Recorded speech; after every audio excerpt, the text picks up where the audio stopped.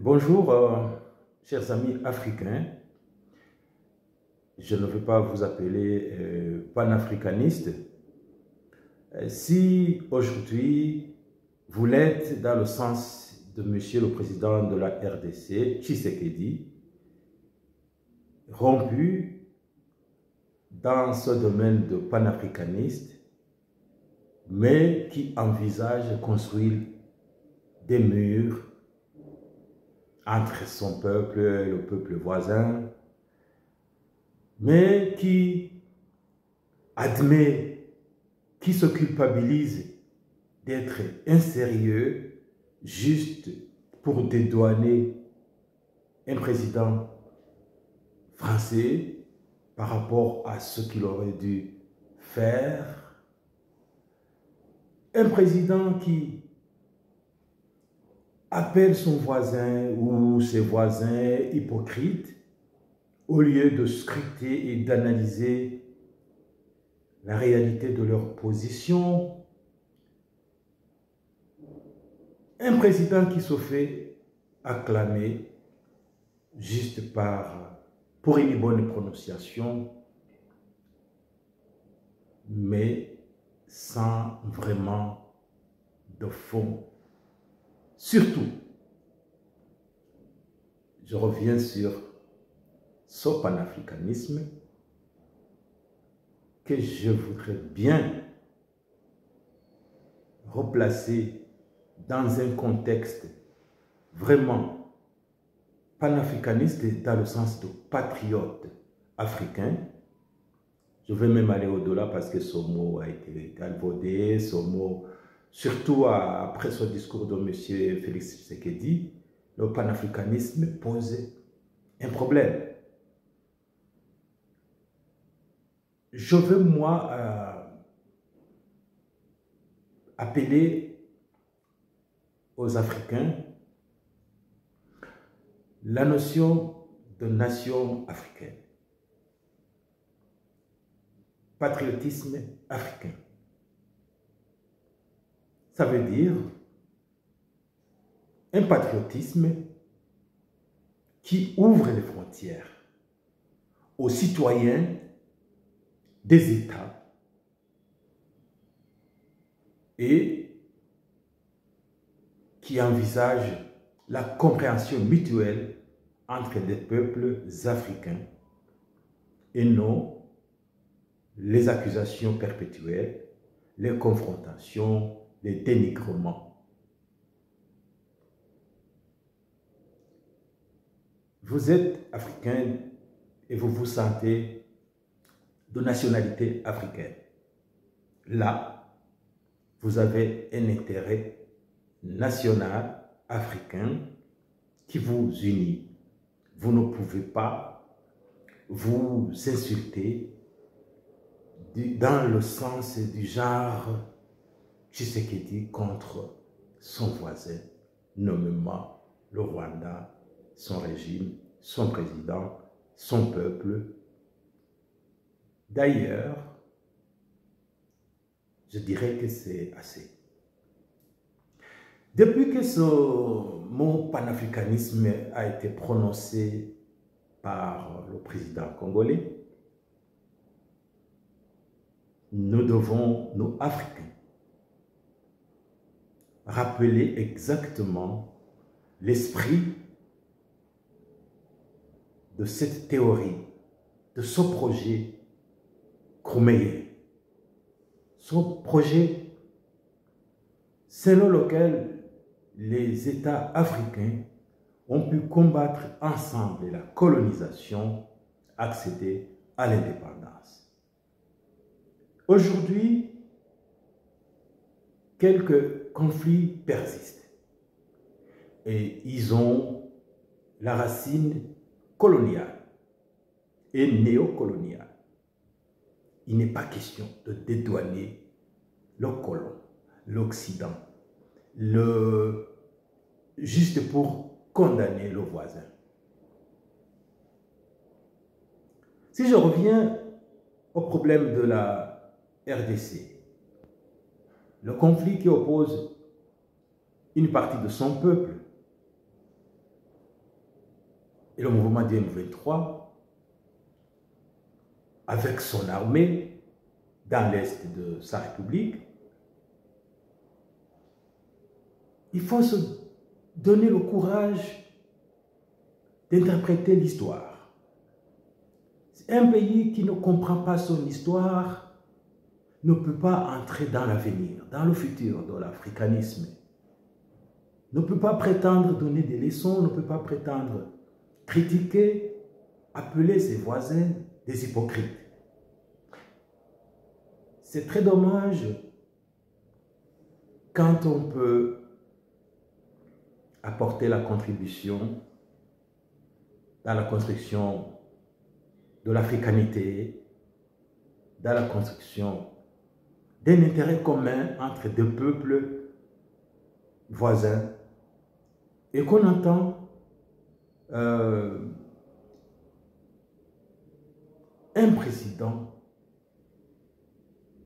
se proclamer panafricaniste, se faire acclamer devant une parterre de chefs d'État africains. J'espère qu'aucun chef d'État africain n'a applaudi dans cette salle, parce que c'est ridicule. Envisager construire un mur entre le Congo et le Rwanda et se nommer panafricaniste. Donc, je ne veux pas me nommer panafricaniste de cette manière. Mais je suis aussi rompu à défendre l'intérêt national africain. Chers Congolais, chers Rwandais, nous avons un intérêt commun. Cet intérêt s'enracine dans l'histoire commune de la colonisation. Si cette perspective n'est pas envisagée par un quelconque de vos dirigeants, vous allez dans la ruine, dans la ruine. Qu'est-ce que je peux rappeler? Ça ne sert à rien de fonder votre politique. J'attends chaque politicien congolais faire plus de déclarations anti-Rwanda pour se faire apprécier. C'est ridicule. Lorsque le Congo a été colonisé par la Belgique, rappelez-vous,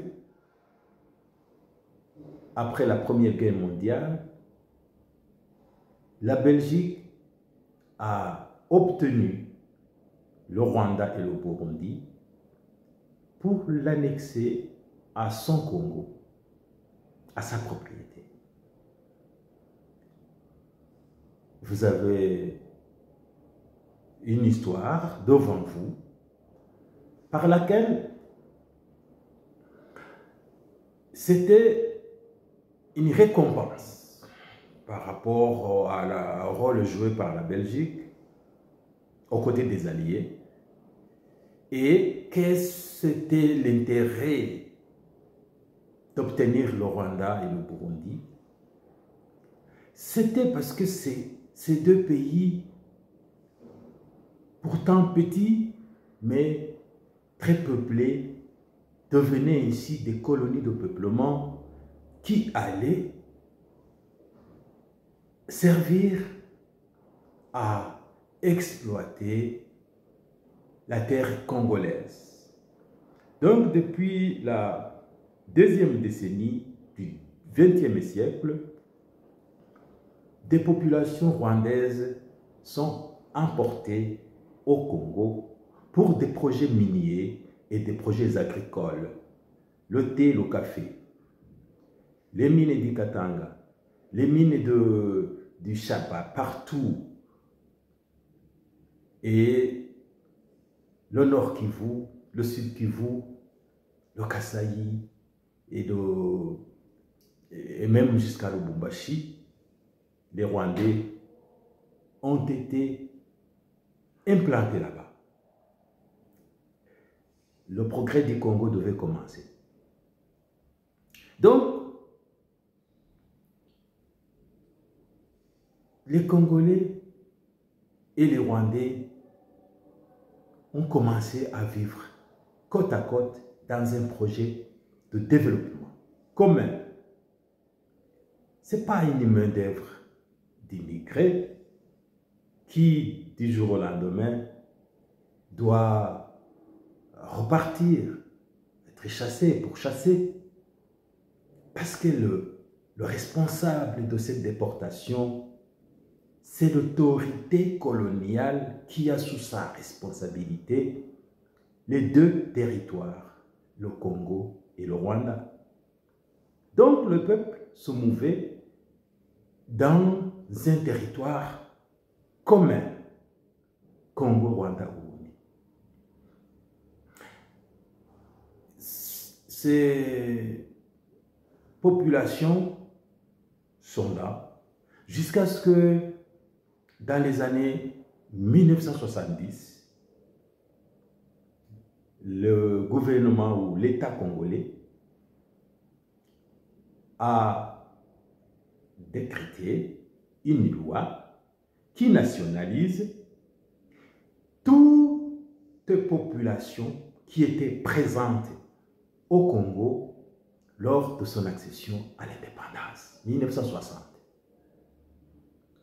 Et donc, parmi ces populations, il y en avait un grand nombre d'origine rwandaise qui parlent le Kinyarwanda jusqu'aujourd'hui, comme langue initiale à laquelle ils ajoutent le lingala ou le swahili ou le français et tout ce qui est congolais jusqu'à aujourd'hui. Avant d'arriver à 1994, parce que on se trompe souvent à penser que tout part de 1994. Non, c'est plutôt 1989, lorsqu'un courant de démocratie envahit l'Afrique. Depuis la Bolle en France, et que chaque pays africain doit se démocratiser par un multipartisme. Donc, on veut sortir de la période des putschs militaires des années 70. On essaie de voir comment les régimes peuvent changer à l'aide de cette notion démocratique. Et mes chers Congolais ont revu les lois disant ouais bon notre pays est construit sur base des communautés ethniques. Il y a quelques ethnies qu'on doit exclure de ce processus démocratique. Voici là où le Congo commence à se perdre. Voici là où le Congo commence à nier son histoire, à nier sa réalité multi-ethnique. Donc là, dans l'Est, il ne veut pas entendre parler de ce qui est d'origine rwandaise, de ce qui est... Voilà, jusqu'à ce que même ils recomptent leurs ethnies et excluent une ethnie nommée Batutsi. Ce n'est pas congolais. Pourtant, quand ces Rwandais étaient installés au Congo, ils ne l'étaient pas sur base ethnique. Le Congo n'avait pas le choix. C'est pour ça que la réalité sociologique rwandaise s'est exportée au Congo et que si le Rwanda a pu sortir de sa crise et qu'aujourd'hui il avance dans l'unité nationale, le Congo ferait mieux d'écouter, d'examiner, de regarder, d'observer lesquels efforts ça a coûté le Rwanda pour arriver là où il arrive, pour qu'il essaie de suivre ses traces, au lieu de négliger sa réalité multiethnique, comprenant une frange de la population qui a la diversité rwandaise sur son territoire. Le Congo ne doit pas choisir à garder les FDLR et à rejeter les M23, parce que dans la lutte du M23, il y a une notion de revendiquer le droit des peuples kinyarwandophones et spécialement des peuples qui ont cette origine ethnique Batutsi, mais là, en tant que Rwandais, je ne regarde pas le Congo sous cet angle. Moi, je regarde le Congo comme des Congolais. Je ne peux pas, moi, les distinguer chez eux. Ce que nous avons connu chez nous, nous avons déjà dépassé cette distinction ethnique. Chez eux, les Congolais, vous le faites toujours. Pourquoi ne pas le faire dans le sens d'intégrer tous? Voilà. Donc, qu'est-ce qui se passe alors en 89? Voilà, on refait le décompte des communautés ethniques et c'est-à-dire on abolit la loi qui avait autorisé la nationalité à des peuples d'origine rwandaise et ils ne peuvent plus participer dans le processus démocratique. Nous irons jusqu'en 1994. Le problème existe déjà au Congo. Il y a l'exclusion de fait. Et en 1994, quand ça explose au Rwanda, que les Rwandais arrivent au Congo avec leurs problèmes, ils trouvent des problèmes congolais là-bas. Ils trouvent déjà le peuple divisé. Et malheureusement, ça ne va pas s'arrêter là. Les bavures, les méfaits, les dégâts sociaux causés par les réfugiés rwandais et dont une grande partie était armée et des miliciens en même temps, y compris tous ceux qui ont la responsabilité dans le génocide au Rwanda, vont s'attaquer à une partie de Congolais qui va du coup être mise à côté et mise à mal dans leur région congolaise et deviennent des réfugiés. Des réfugiés. J'étais, moi, en 1996, je travaillais à Goma comme journaliste, j'étais à la frontière. J'ai vu des Congolais partir au Rwanda, fuir les exactions causées par les miliciens réfugiés au Congo. Et ce sont ces populations qui, voilà, plus de 25 ans, 29 ans, je ne sais pas à peu près, oui, 27, et qui se retrouvent toujours dans l'exil. Ce sont leurs fils qui se battent pour les ramener dans leur pays, le Congo. Ils ne peuvent pas s'éterniser en exil. Ce sont des Congolais qui se sont vus dérangés par la présence de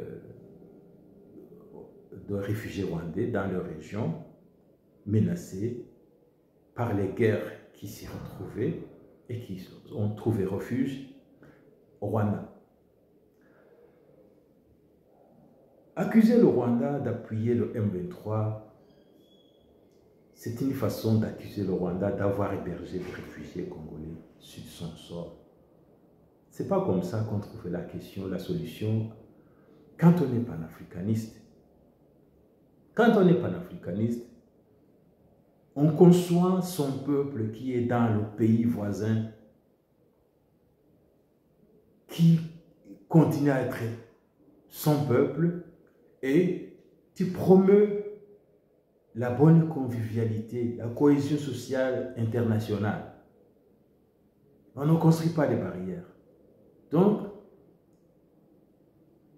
s'il y a des projets de rapatrier tous les Congolais qui sont au Rwanda, le mur peut se construire après, mais pas avant. En tant que président, tu ne peux pas aller devant le monde et annoncer un projet de mur avant d'annoncer un projet de rapatrier ton peuple. En plus, moi je propose que tu considères le peuple rwandais et le peuple congolais comme frères, comme un même peuple, si tu es vraiment panafricaniste. Moi j'aimerais aller au-delà, parler d'intérêt national africain. Parce que ce panafricanisme-là, Monsieur le Président Tshisekedi, vous l'avez vidé de sens. Vous l'avez vidé de sens quand, au lieu d'écouter cette histoire que le Rwanda et le Congo partagent, tu appelles ton voisin hypocrite. À côté, tu admets ne pas être sérieux. Donc, ce que tu dis d'hypocrisie, c'est faux, parce que tu n'es pas sérieux. Mes chers amis africains,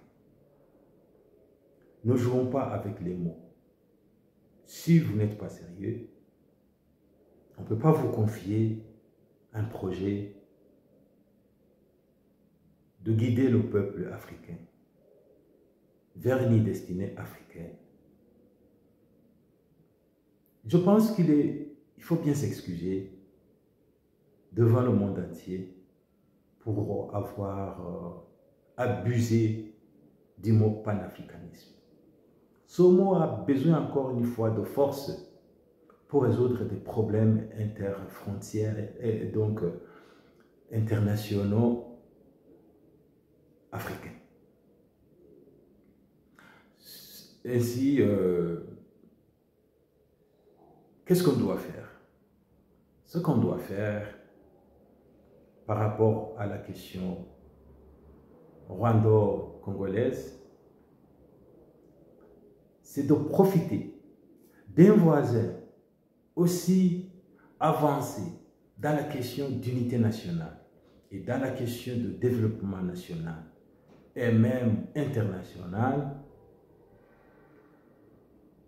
Écouter et prendre en considération la réalité africaine que deux pays voisins ne peuvent pas s'insulter, ne peuvent pas.